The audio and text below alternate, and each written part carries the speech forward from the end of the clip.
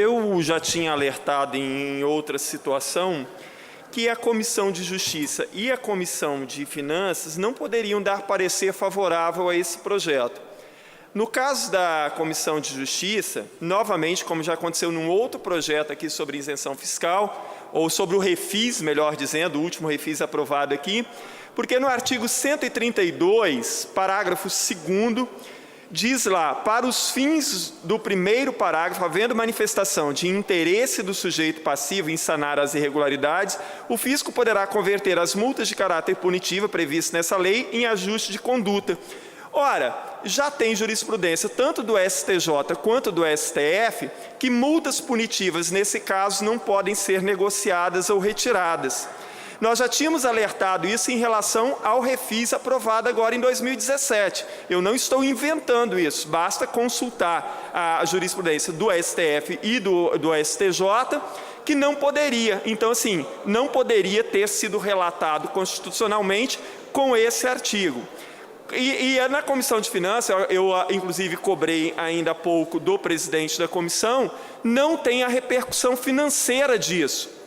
Então, assim, qual será a repercussão financeira para o Estado ao retirar juros e multas sobre determinados impostos?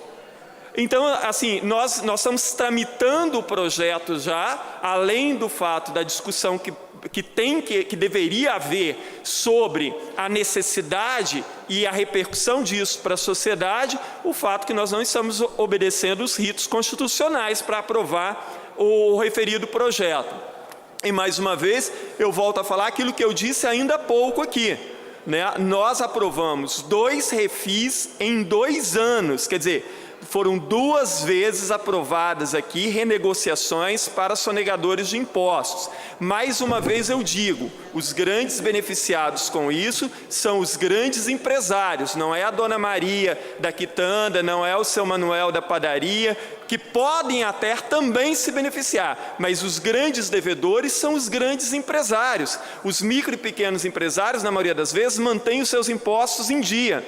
E como eu disse anteriormente, e volto a frisar, o empresário que recolhe o imposto, porque quem paga o imposto, na verdade, é o consumidor. Quando ele compra uma passagem de ônibus, quando ele vai ao supermercado fazer compra, quando ele compra eletrodoméstico, todo o imposto, toda a cadeia de imposto existente está no preço final, que quem paga é o consumidor. Quer dizer, o empresário ele recolhe esse imposto, ele não repassa para os cofres públicos, usa esse dinheiro como bem quer, usa como lucro praticamente, usa para investir em outras coisas, e depois se abre precedentes, como os 2 refis feitos e esse projeto, para que se possa renegociar, para que se tire de juros, multas e não sei mais o quê. Quer dizer, isso é um prejuízo imenso para a sociedade, além do fato de estimular a sonegação de impostos.